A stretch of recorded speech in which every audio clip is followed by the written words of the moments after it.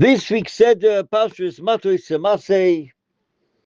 There's a lot to talk about. Talk about Nedorim. Talk about Bnei Gad and Bnei Ruven.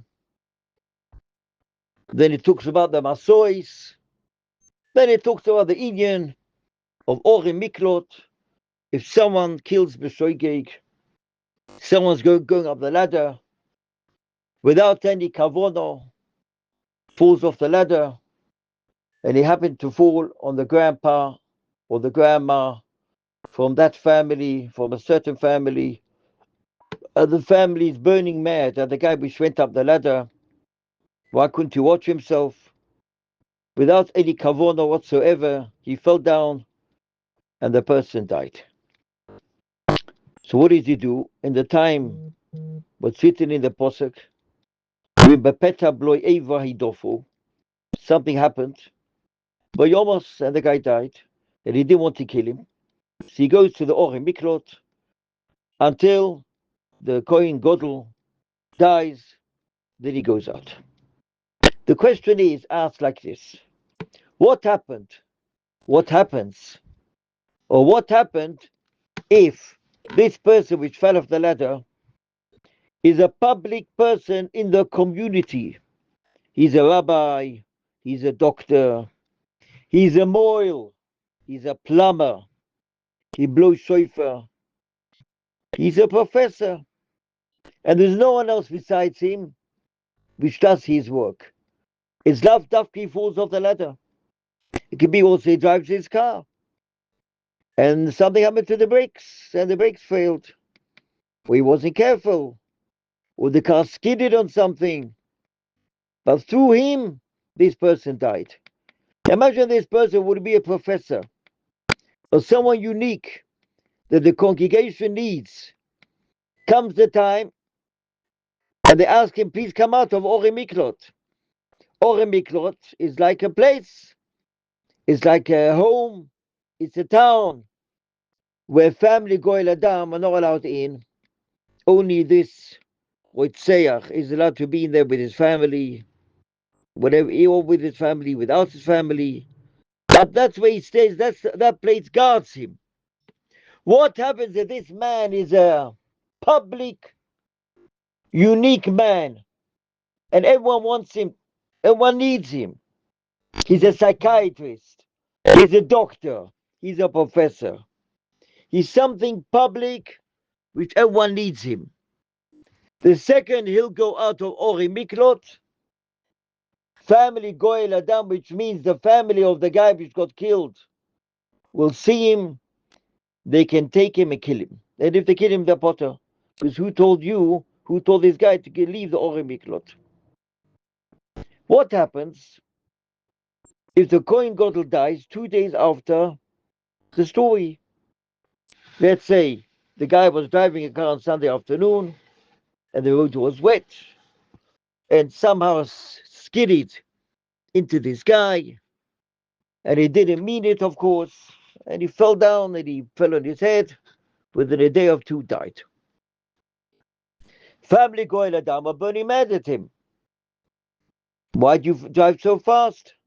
What happened? Why did you see him? He goes into Ori Miklot. What happens if the Kohen Gadol dies 2 days later, 3 days later, a week later? Is this person allowed to leave the Ori Miklot? If he leaves the Ori Miklot, why won't the family kill him? The answer is, I saw the Rambam brought down in Moed Nevuchim, that when the Kohen Gadol dies, whole of Klal Yisrael was in a terrible tsar. The tsar from whole of Klal Yisrael is so strong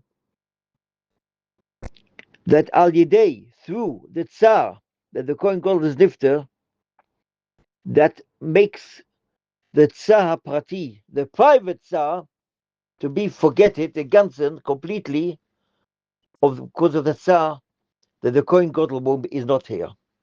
Which means to say, this family, Goel Adam, has got a private Tsar. They got a Tsar, they're sad, because grandpa or grandma are not here at all. But when the Kohen Gadol dies, the pain and the grief is so much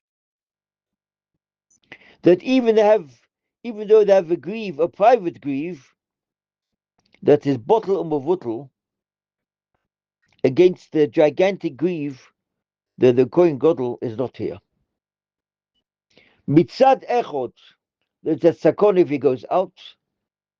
Mitzad sheni, the tsar, the Kohen Gadol not to be here, it's terrible. Because the Kohen Gadol was the man. He was like the Malach.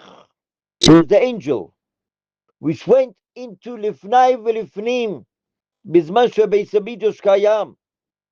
He went into the Kodesh HaKadoshim B'Yom HaKippurim, Ki B'Yom Hazeh Yechap Aleichem. And through what the Kohen Gadol did, the whole of Klal Yisrael had a kaporo. And the kapor was so big that the Yaris Dvash brings down, they took the Kohen Gadol to come home. On Motzei Yom Kippur, more than 6 hours. People wanted to kiss his shoes, the place where he stood, his hands, his trousers, his pants, to kiss him, the glimmer, the talis. You went in Lefnai v'Lifnim, you are Malach Elikim. Give me a bocha that I shall marry off our daughter. Give me a bocha, Shra Parnoso. Give me a bocha that this person should be gesund. Give me a bocha that I'll be able to buy a house. Everyone went up to him. Took 6 hours till he came home. The tsar of not having the Kohen Gadol is so great that his mavatal, the tsar of this and his family, that the Rosh HaMishpocha, that the grandpa or grandma are not here. That's Bizman Beis Hamikdash Kayom. When we are now in the 3 weeks, we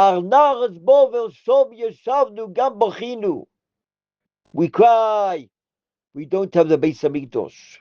Bizman Beis Hamikdash Kayom, we had everything. Now we don't have a Beis Hamikdash. No Kohenim b'avodosom, no Levim b'shirom u'v'zimrom, nothing. In Bizman Beis Hamikdash Kayom, the Kohen Gadol was so great. What do you have in this generation where we don't have the Kohen Gadol and we don't have the Beis Hamikdash? Hashem should help us in these 3 weeks, Bezat Hashem, should turn over the Sosan and the Simcha, Bezat Hashem. We should all be Zocher sein, Tavatzlocha, Simchas, Nachas, Siyata Dishmaya, Chaim Tovim Baruchim. We should all have a wonderful Shabbos. Kol Tov.